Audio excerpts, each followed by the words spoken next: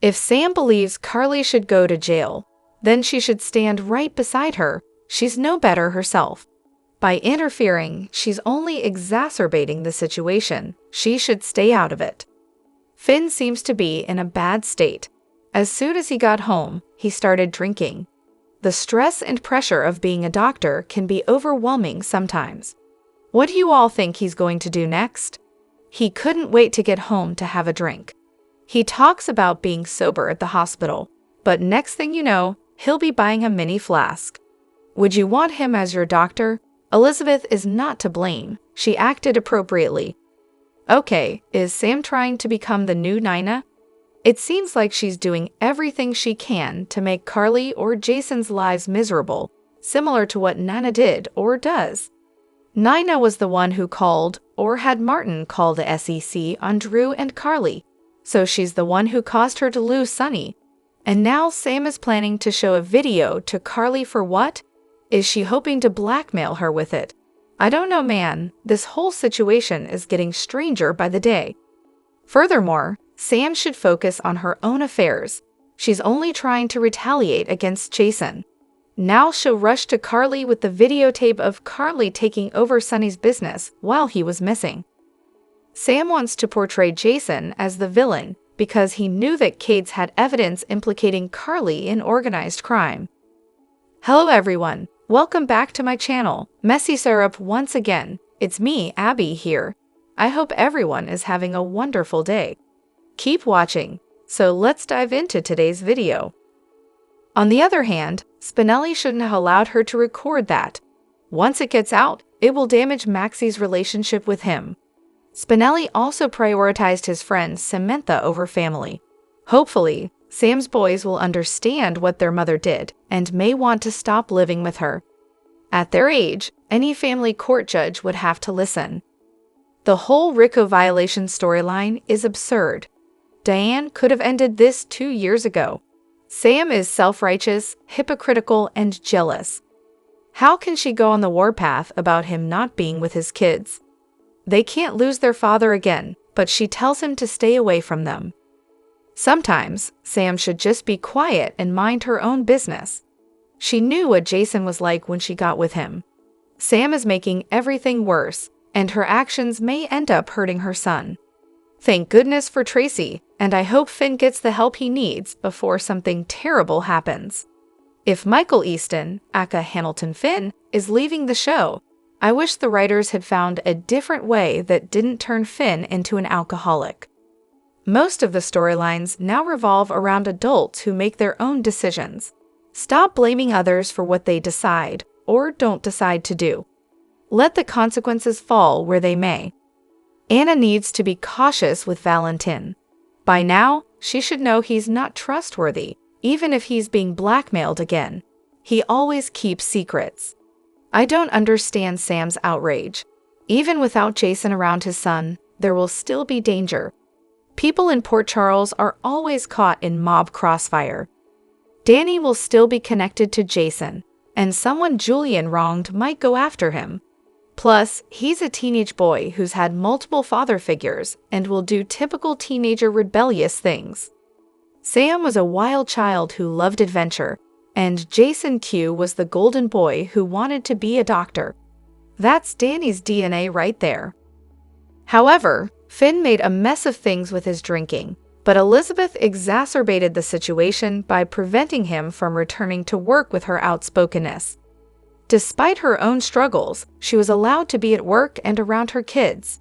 Finn stood by her during her mental crisis, even when she pushed him away, and he never caused her any trouble at work. Sam seems furious again, playing the nosy, two-faced mom, warning her child to stay safe while involving Spinelli, and urging Carly to do something risky just to claim she saved Jason from the FBI. Girl, bye. I think Sam is upset with Jason for leaving her, despite her ending the relationship. She always assumed he would be there for her. She knew who he was before having children with him, and seems jealous of his bond with Carly. It surprised me when she took the tape to Carly. If her main concern was Danny, she could have shown the recording to Jason and potentially persuaded him to stay away from Danny. I certainly hope Anna isn't naive enough to believe Valentine will confess to her. He would never do that. I wonder what he has to reveal. Here goes Saint Sam again, riding her high horse. She should stay out of Jason's affairs. They have nothing to do with her. Additionally, Sam still clearly harbors feelings for Jason, and it's heartbreaking to see. My heart goes out to Dant, because they've set him up to look like a fool when Sam inevitably cheats on him with Jason. The signs are all there for Sam and Jason, but I hope Jason ends up with Elizabeth and Sam's reaction is explosive when she finds out. Can they ever find a properly fitting cop uniform for Dexter? He's so tight and pint-sized. That outfit he wore looked ridiculous, with pants too tight and a shirt awkwardly tucked in but still loose. Finn battled drug addiction before, so this sudden shift to alcohol feels tired. It's only been a week since he started drinking again. Experienced addicts usually hide this behavior much longer. They seem to be accelerating his addiction, either because Finn might be leaving and needs an exit, or because they want to explore a storyline involving older kids by shifting focus to Violet instead of introducing a new character like they did with Emily. The pace seems rushed, which doesn't resonate well. Sam's actions seem irrational. Jason is a coffee importer with no criminal record. Family court would likely grant him joint custody and parenting time. Their son is old enough to speak for himself in court, making Sam's fears seem overstated. The show sometimes bends custody issues to fit the storyline, and I'm not looking forward to the potential drama with TJ, Christina, and Molly. Sam is acting hypocritically. When she first arrived in Port Charles, she was selfish, reckless, scheming, and involved with Sonny. She even got pregnant with his child, and later fell in love with Jason, fully aware of his lifestyle. Jason has risked his life for her and has a child, Jake, with Elizabeth. He prioritizes those he loves, not just Carly. Sam needs to recognize that danger is a part of their lives, and Dante, as a cop, understands that. Moreover, I've been watching for a while now, and I'm curious, is it just me, or would Jason have taken the same action to protect Sam if it had been her the FBI recorded instead of Carly? To be honest, I think he would do it for several characters on the show. It's one of his defining traits. Possibly. The issue Sam faces is that Jason's children believed he was dead for 2.5 years. Sam was once his wife and is the mother of his son, while Carly is his longtime best friend. As a mother herself, it's difficult for Sam to understand Jason's perspective in prioritizing Carly's safety. The fact that Jason would do this for anyone he cares about doesn't make him more endearing to me. His readiness to prioritize others over his own children is a personal failing. Furthermore, Carly repeatedly finds herself in risky situations without facing consequences. Despite knowing who Jason is and his history with Carly, he abandoned his children for her and returned, leading his son to commit crimes on behalf of a man who had abandoned him. There's no way to portray Jason as a hero outside of the soap opera context. Carly has been Jason's best friend longer than he has known Sam.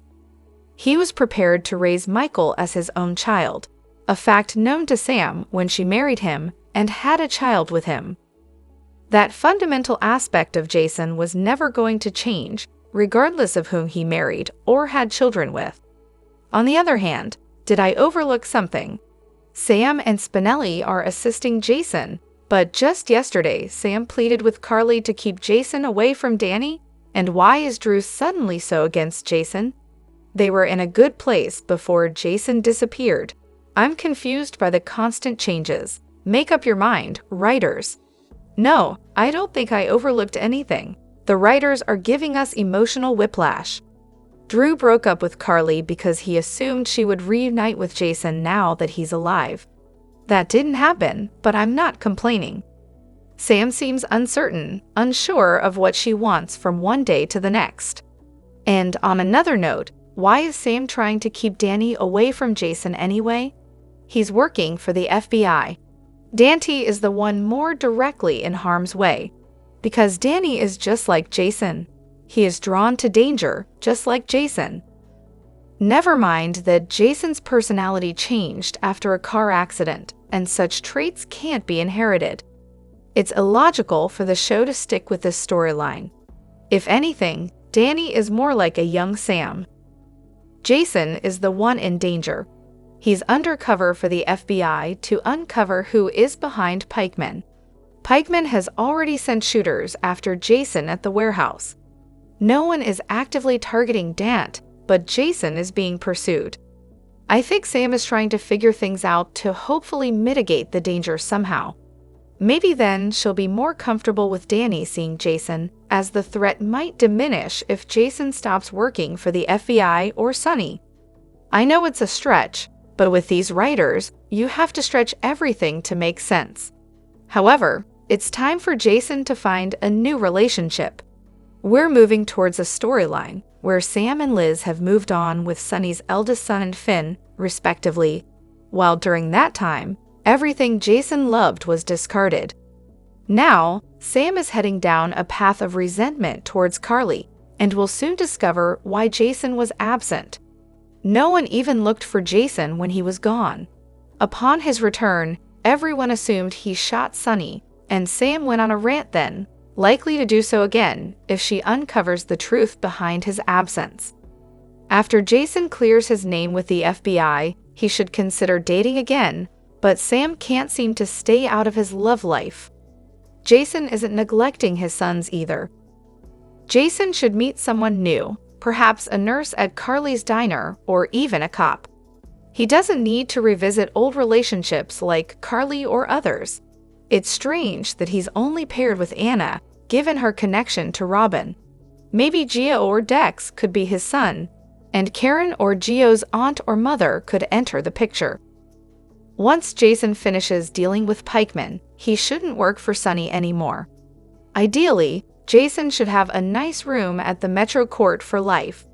How would you introduce a new love interest for Jason or rekindle an old flame? Also, Jason doesn't deserve a new girlfriend if he's going to put Carly and Sunny first and mess things up. Sam wasn't wrong in pointing out how disappointing it is that he abandoned his sons for 2.5 years to protect a woman with whom he doesn't have children.